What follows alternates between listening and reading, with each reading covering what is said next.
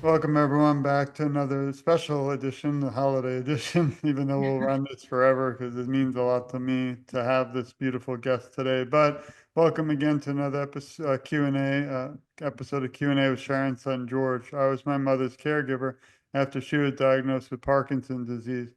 Sadly, she passed on 1/1/2020, so we started together for Sharon.com in her memory and to advocate today for a cure for all those still battling PD and their families because no one is ever alone in this fight for a cure.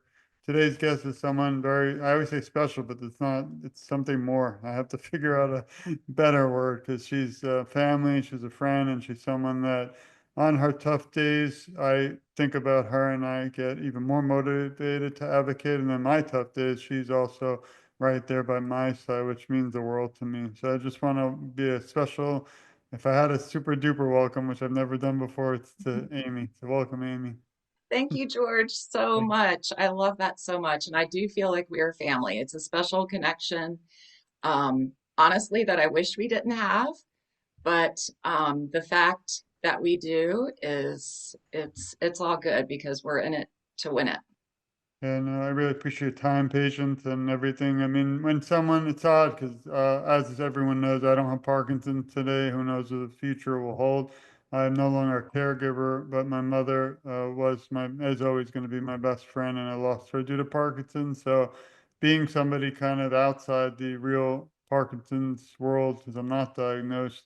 In the beginning, when I started this, it was hard because it was like people would wonder, why is this guy want to care, want to help so many when he really isn't going to benefit. But I feel that everyone I meet, like you, really does keep my mother's memory alive. Plus, I don't want anyone to feel alone or ever have to go through Parkinson's like she did.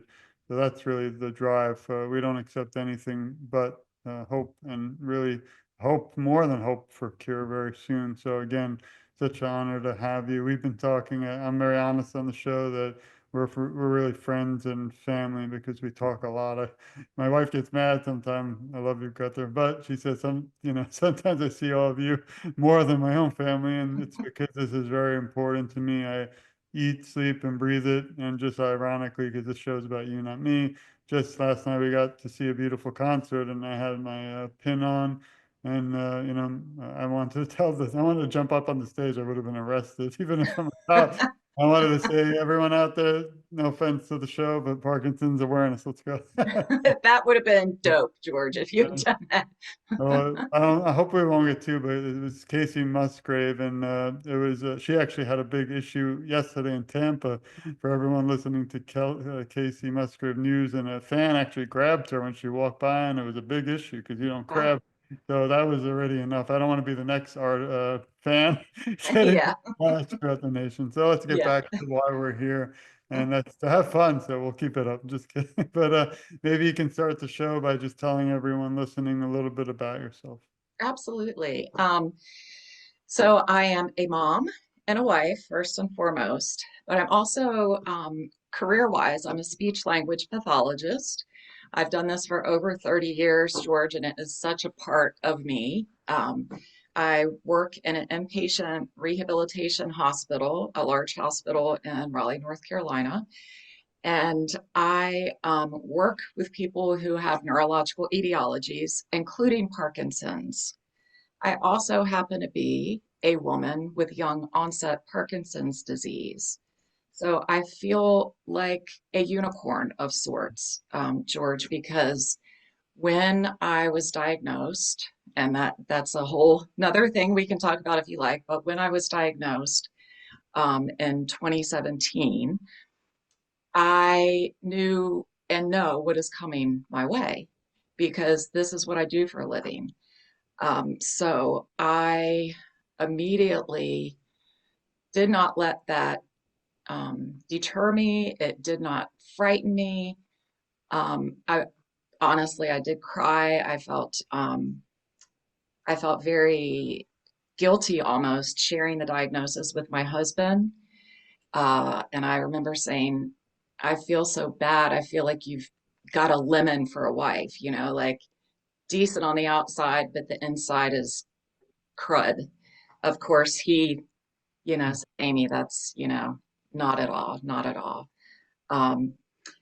So after that, I immediately told my neurologist, I said, well, let's do something with this. Like, if I'm going to have this, let's do something with it. I work with this, I work with folks with Parkinson's. They're not my primary population that I work with in the hospital. But I do work with folks with Parkinson's. I know about the communication and swallowing and cognitive um, impact that this will have on me and on my PD family. So I immediately enrolled in a clinical trial. Um, and then once I decided to go public with it, which was January of this year. So I went about 7 years without telling anyone beyond my family and a small group of friends. I said, I'm going to go big with the advocacy. And then that's when I um, reached out and to the Parkinson's Foundation and was selected to be a research advocate, did training with them. And recently, I did policy training with the Michael J. Fox Foundation, who I know he's your hero, as he is all of ours. And I've been able to do some advocacy with the Fox Foundation with a legislating staff in my state. So um, that's me in a nutshell. Well, the word that comes to my mind as you're speaking, and because I know a lot that you've fought and battled, is warrior. So that's really and role model, because there are many people out there listening who feel alone, maybe young onset too, and don't realize there are other people. And again, not to go too out of the show, but my mother had it for 15 years, didn't even tell us for 7. It almost sounds similar, but not. Obviously, everyone's journey is different. But she, I think, didn't want to kind of burden the family, but that's not a burden to me. And then reverse situation, again, I'm not talking on Parkinson, but I've had a lot of surgeries the last 2 years.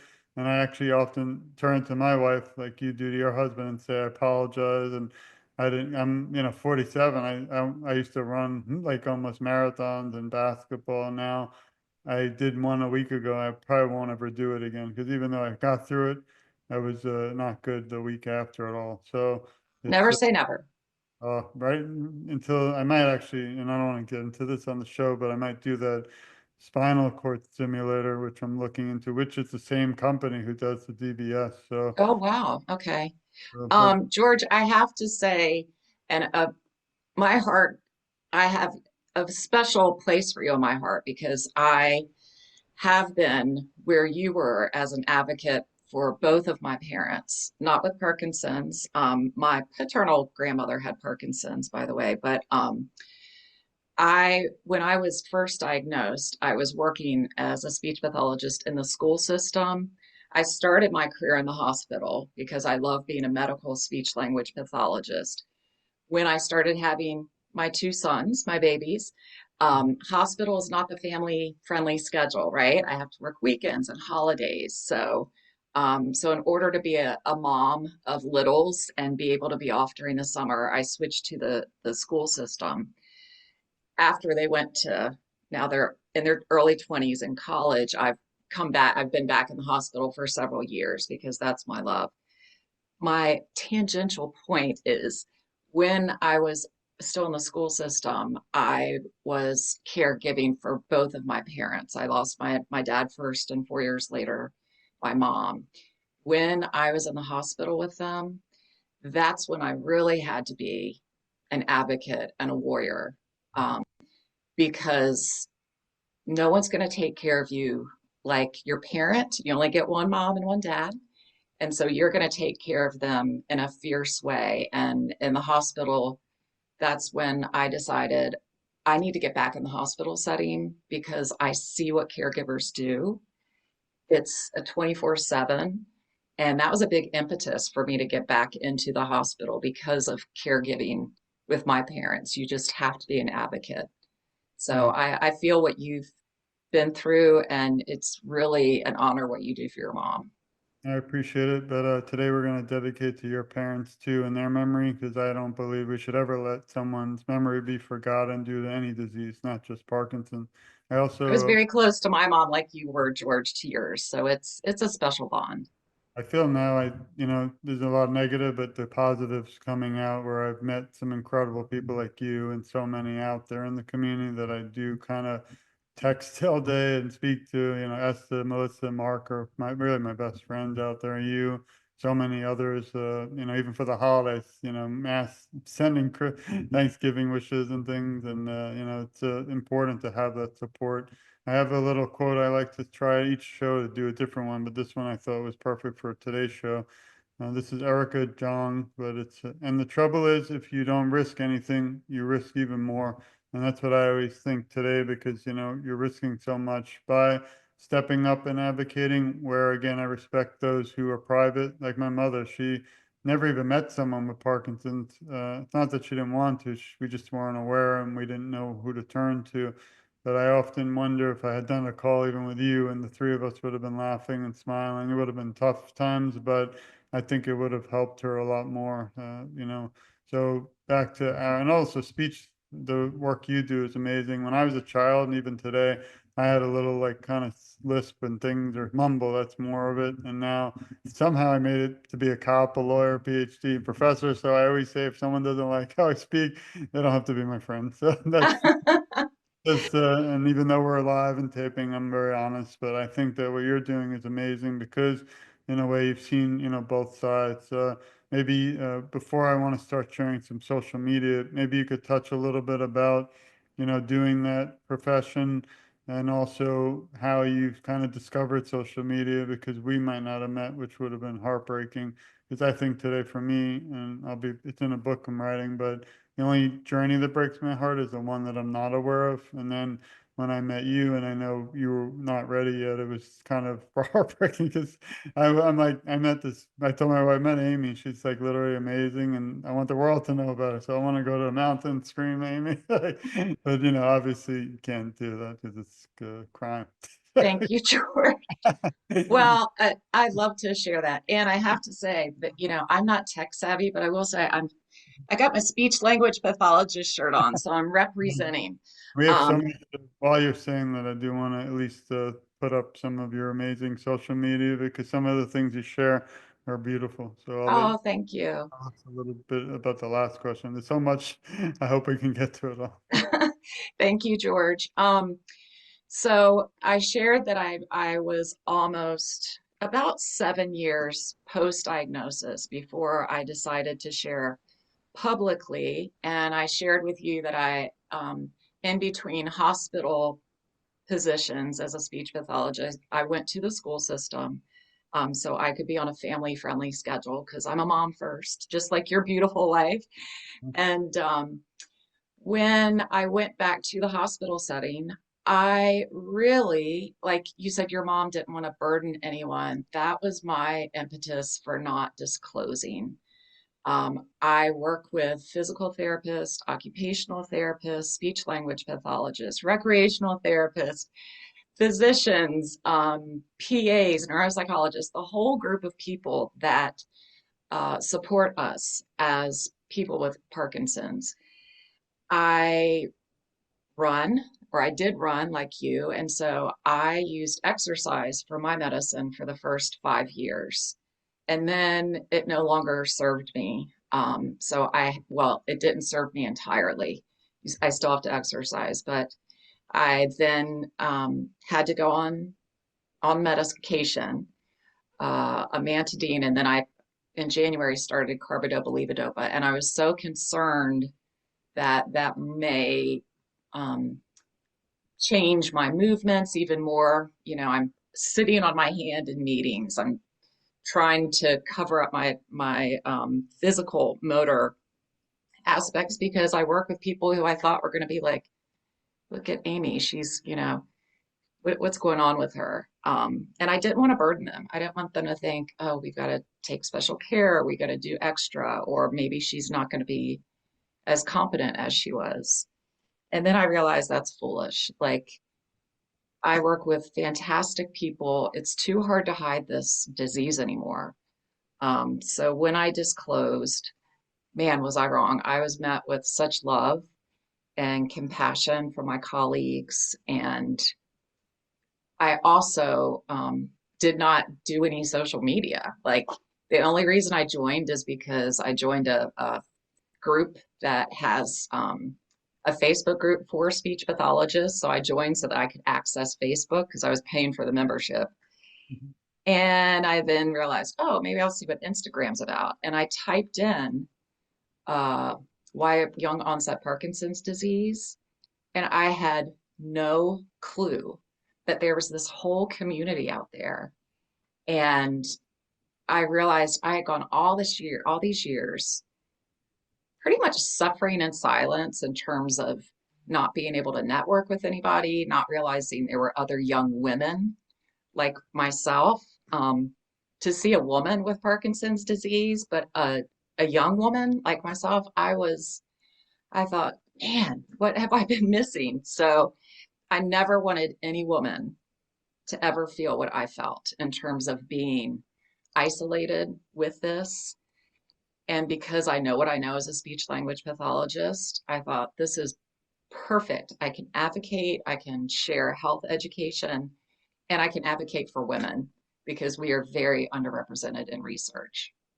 No, I appreciate it. And we actually have had so many incredible women. It wasn't kind of planned. I just wanted people to be aware. But then all of a sudden it was, about 20 in a row, I think.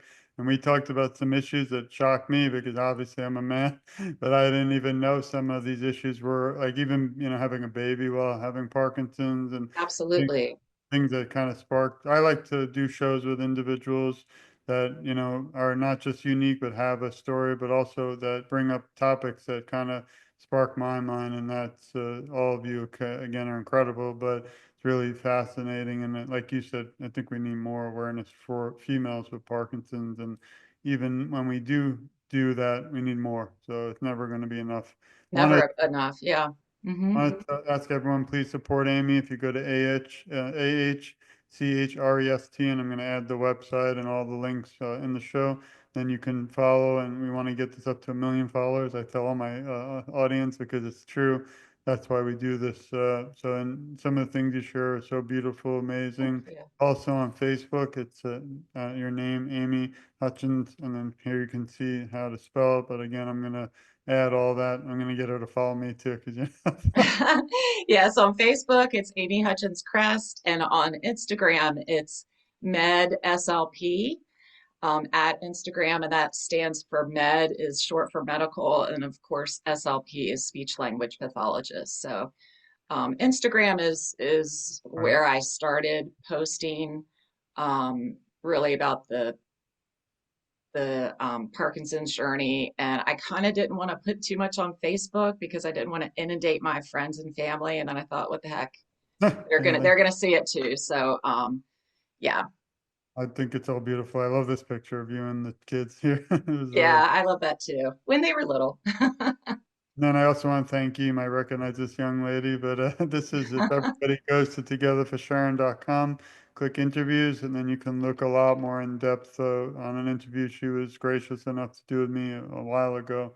And I would say it's sad to see how quickly the time flies, but we're making some great ground, especially together. And that's where my next question comes. And again, you can see a lot more. Everyone, if you log on, you can click right to Amy's social media. But what do you think some ways are that we can, gain more, not notoriety, but, more awareness around the world? Because I've written 15 letters several times to every media.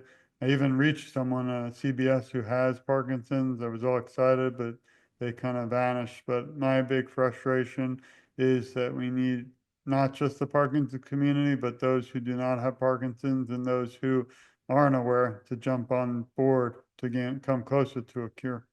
Yeah, I agree, George. It's I think there are many of us with Parkinson's, and then you as a caregiver and advocate getting on social media is a very good platform. Obviously, we can network with one another.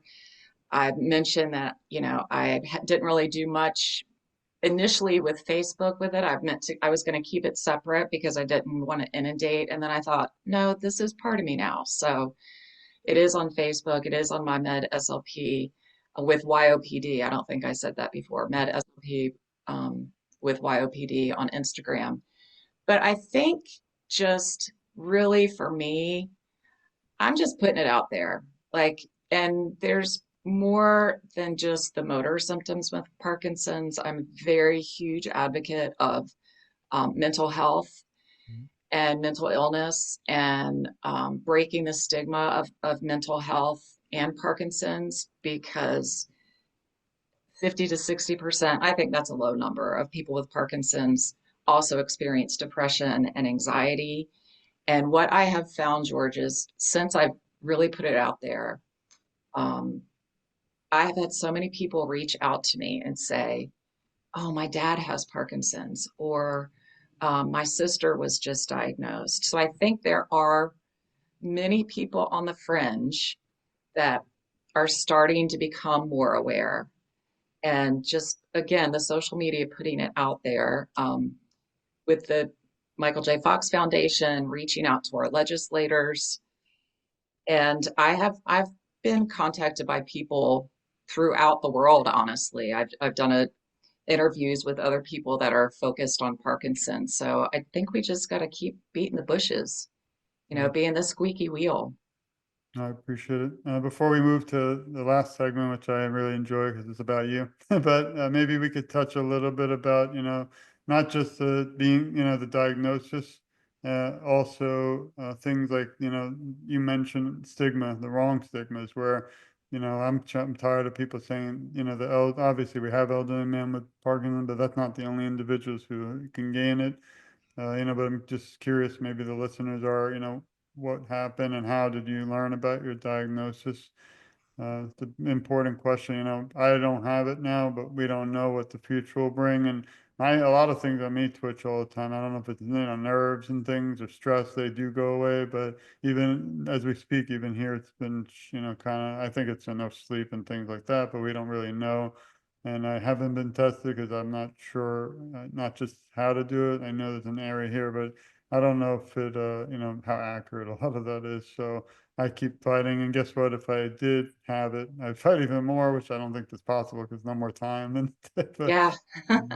I don't know how you do all you do, George. I think it's just again meeting individuals like you because when you're upset, I'm upset with you, even if you don't know that. When you're happy, I'm laughing at my phone at the public library, and people are gonna wonder what's going on with that guy. And so that's really the reason. But again, maybe you could just share a few moments about when you discovered you had. Yeah. I think that's the question. I know when I started experiencing symptoms, you go to Dr. Google, and of course, like I said, I have um, a background in medical speech language pathology, but my first symptom probably, I would say 7 to 10 years prior to my motor symptom was severe anxiety. Like it just got to the point. It was crazy severe. And as a woman, I was in my 30s at that point. As a woman, a full-time working mom and a busy career, a wife, you go to the doctor and they say, "Oh, it's stress. Oh, it's perimenopause. Oh, let's give you some anti-anxiety medication." And then probably 5 or so, maybe 5 to 7 years after that, I started having a lot of kind of pain, cramping pain on one side, kind of in my leg. But I thought it was because I was running a lot and exercising. And then I'll never forget, I was at work, my hand was on my mouse, and my right pinky started tremoring, twitching. And I thought, oh, I'm tired. You kind of poo-poo it away. And it never went away, and it progressed and it progressed. Then it was in my hand. And I had kind of a weird thing that was on my right side, but my left side, I had pins and needles. And I could never find the pattern of that. I couldn't make the pins and needles stop or start. So the tremors on my right continued to progress. My walking was off. Like I started to feel like I didn't have great balance. especially in crowds. I felt like I'm going to fall. And I did have about three really serious falls when I was running. Um, and this went on probably for, I don't know, 6 or more months before I went to my doctor. And she said, this sounds neurological. So she sent me to the neurologist. They did all the tests. They did a MRI of my brain, of my spine. They were looking to rule out MS, Mm. brain tumor. They did the test where they put little needles in different parts of your muscles and they kind of zap you to see if you're going to have a nerve response. They wanted to rule out ALS. And then they did an MRI of my spine and they found that I had severe degenerative disc disease. So I feel you on your back. Had to have surgery. I've got a little scar. It's ACDF, anterior cervical dissected infusion. And when I woke up, my pins and needles were gone, but I put my arm out and my hand was still tremoring. And I told my neurosurgeon, my pins and needles are fixed. My tremors are still there. And he said, you need to follow up with your neurologist. This is something more than just your neck. So from there, went to back again to the neurologist. And at this point, this was now we're 7 months, 8 months. I saw two different neurologists, and they said, yeah, this is Parkinsonism, which freaked me out because really the MSA, multiple system atrophy, goes under that umbrella, and that's a very rapidly progressing disease. And then they said, we want to send you to the motor disorder specialist. And that's when he diagnosed me with idiopathic Parkinson's, which is your garden variety Parkinson's disease. So I just had a weird lightning bolt of a neurological thing with my spine, thinking that that's maybe contributing to the tremors, but found out it was Parkinson's as well. So Thanks for sharing that. I mean, a lot of these tests, unfortunately, I've had. The worst was the one you said, I forgot the name right now, but the shocking. And yeah, thankfully, I'm not violent, but the lady was doing it. I was going to strangle her. That thing was, I forgot the name again right now, but because I have, well, I don't want to get into me, but my left thigh is completely numb for probably 10 years. So I've done every test dream of, and no one can figure it out. They all think it's from the back, but then the back surgeon says they fixed the back. So, and then I still have pain. So just a lot of things that sound to mirror things like that. But we move forward together. And I'm again grateful for your time and sharing your journey because someone out there I think is having similar things. And even if they just gain awareness to go check it out, forget about anything else. Maybe they can learn there are things out there today, like exercise, to slow the progression. And we weren't aware of that. My mother had a little cute gym in her home and she used it, but not how rigorous I would have been in there with a shirt and forcing her if we had known at the time. But we have to, again, not look back. We have to keep moving forward. Uh, yeah. wanted to shift now to a little bit lighter topics, I think, but maybe you could list 3 words to describe who you are. Hmm. Okay. Compassionate, fun loving, and loyal. I appreciate it. I love those. And there's so many. So I have to figure, this one's an important one, but you mentioned a few times, but I always like to give a little teeny, spotlight to the people behind the scenes, because right now you are the voice of this advocacy. But I think, at least in my scenario, I wouldn't be able to be a caregiver or advocate if it wasn't for my wife and my children. So I always like to take a moment to, if you could let us know who helps you during some of the tougher times. And I was also a caregiver. Do you have any tips for those listening who might be caregivers? I do. Well, first and foremost, my husband, he's my ride or die. He's the nicest guy. He's just a gentle soul. He has from the jump when I told him, when I said, I feel bad. I feel like you've married a lemon. I don't want to be a burden. He immediately shut that down and said, no, this is, I married you because of you and I'm going to be here for you. And in fact, we just did as a research advocate for the Parkinson's Foundation. We just participated in a study where they're in another country in the UK. They interviewed me as the person with Parkinson's, and then they did a separate interview with my husband as the care partner. And he was more than happy to do it. And I thought that was super cool because, they're including the care partners. And I didn't hear his interview because we did it separate, but I know he killed it and gave them, the truth, which is good. I have two amazing sons as young men.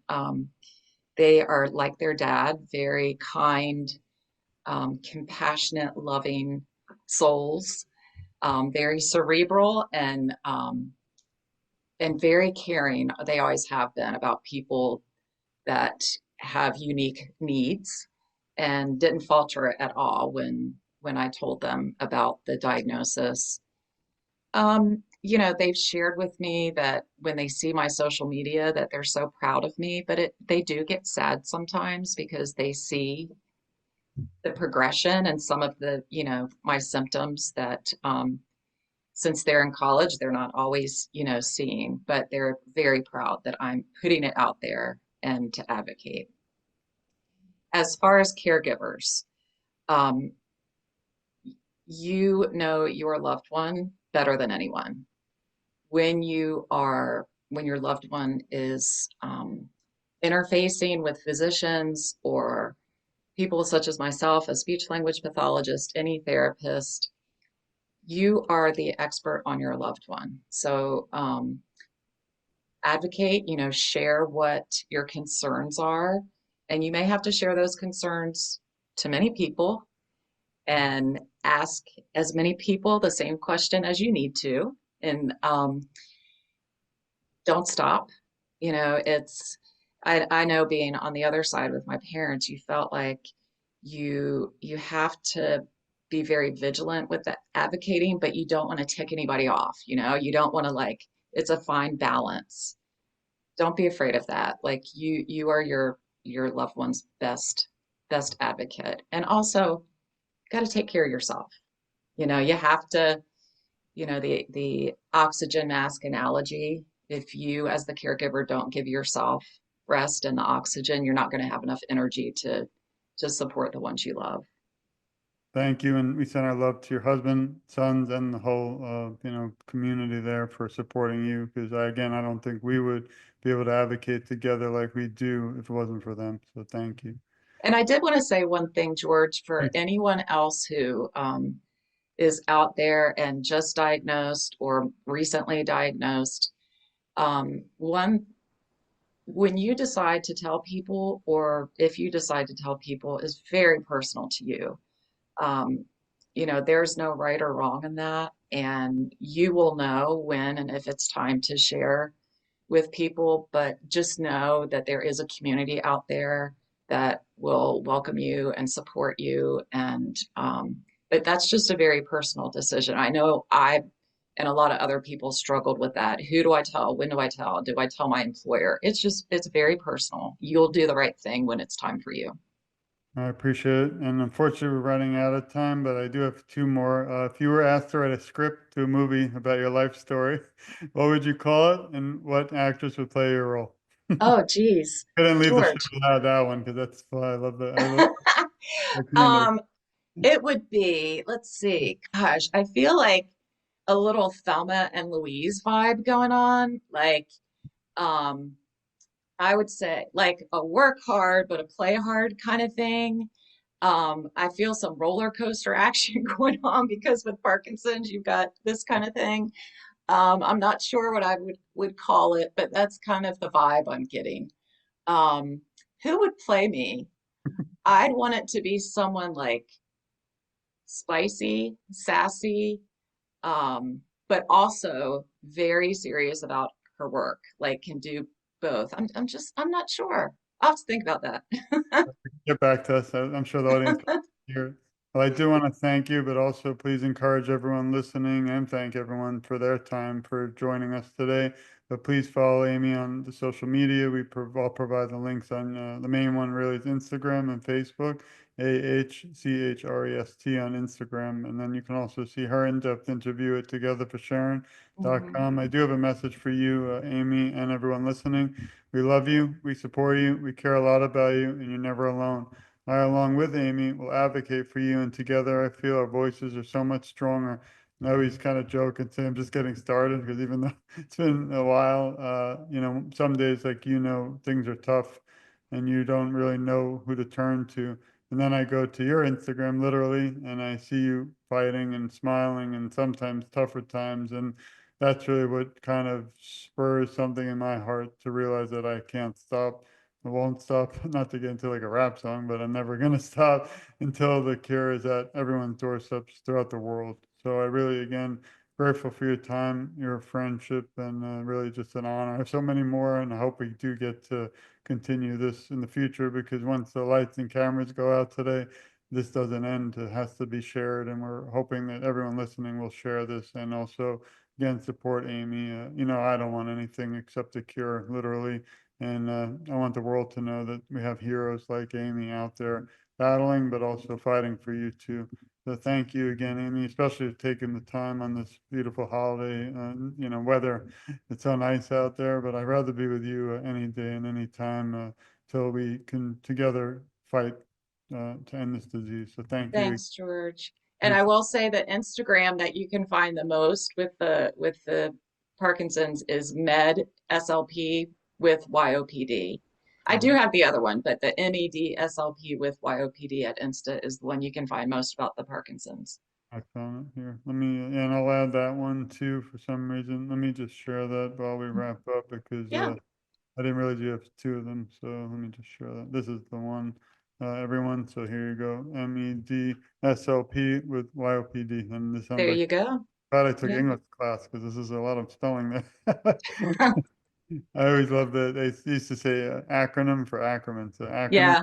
Oh, If it wasn't for acronyms, I wouldn't have passed the Florida the bar exam probably. I love it. I love it. Well, I am a speech pathologist, George, so it's got to be verbose and lots of letters. Love it. Well, thank you again, Amy, and thank you everyone for listening. This has been another episode of Q&A with Sharon's son, George. Please stay tuned. We have so much more to come. And as I said before, until there's a cure, everybody's doorsteps around the world, I won't stop fighting. And we send our love and thanks too. Thanks, everyone. Have an amazing day. Thanks, George.